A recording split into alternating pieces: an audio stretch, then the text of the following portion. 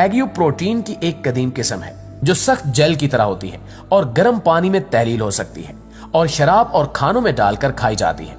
ये खून की कमी के शिकार लोगों के लिए ब्लड टॉनिक होती है। लोग इसको कैप्सूल में भरकर भी खाते हैं और पाउडर मिल्क की तरह गर्म पानी में घोलकर भी पीते हैं। ये जिल्द और खूबसूरती के लिए भी बहुत अच्छी है और ये फेस क्रीम्स, फेस पाउडर्स और मेकअप की मसनूआत में भी इस्तेमाल की जाती है।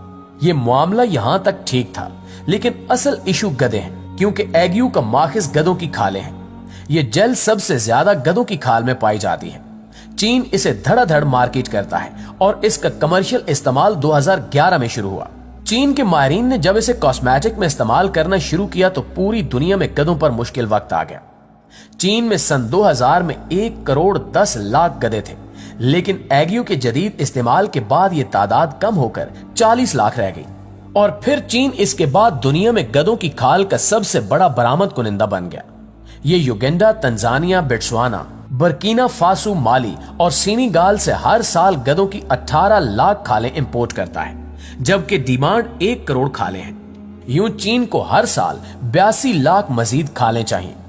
हम चीन के हमसाए हैं, चुनांचे हमारे गधे पिछले 10 बरस से चीन की जद में हैं। पाकिस्तान में 2011 तक 1000 रुपए में गधे की खाल मिल जाती थी, लेकिन जब चीन ने खालें खरीदना शुरू की तो कीमत 30,000 रुपए तक पहुंच गई। पाकिस्तानियों को यह कारोबार मुनाफा बख्श महसूस हुआ, चुनांचे ये लोग गधा खरीदते, इसका गला काटते, खाल चीनी सौदागरों को देते और गधे का गोश्त होटलों में बेच दिया जाता। यूं खाल और गोश्त दोनों बिक जाते और ताजिर दुगना मुनाफा कमा लेते। दूसरी जानिब चीनी ताजिर खाल बीजिंग ले जाते, उससे एग्यू निकालते। एग्यू $388 फी किलो फरोख्त होती है और एक खाल से अमूमन 5 किलोग्राम जेल निकल आती है। ये जेल निकलने के बाद खाल फर्नीचर बनाने वालों को बेच दी जाती है। यूं गधों की खाल फर्नीचर, एग्यू और गधा फरोश तीनों के रिस्क का जरिया बन गई। ये सिलसिला चलता रहा, लेकिन फिर 2016 में पता चला कि सिर्फ गधे की खाल नहीं बल्कि पूरा गधा ही कारामद है और ये कॉस्मेटिक्स में भी इस्तेमाल हो सकता है। इन लोगों के मुताबिक इसका गोश्त भी सेहत के लिए इंतहाई मुफीद है और गधी का दूध इंसान की सांस की नाली खोल देता है।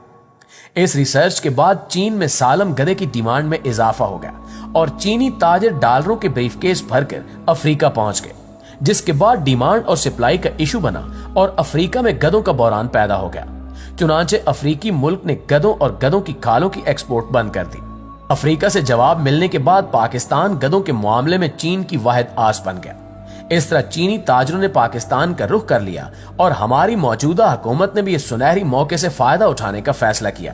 खैबर पख्तूनख्वा बाकी सूबों से सबकत ले गया और इसने चीन की जरूरत पूरी करने के लिए सूबे में डंकी फार्मिंग का प्रोजेक्ट लॉन्च कर दिया और अब केपीके हुकूमत ने मुआशी पोटेंशियल देखते हुए गधों की अफजाइश के लिए खसूसी इंतजामात भी शुरू कर दिए हैं और गधों के कद काट और खूबसूरती के लिए जदीद टेक्नोलॉजी भी इस्तेमाल की जाएगी।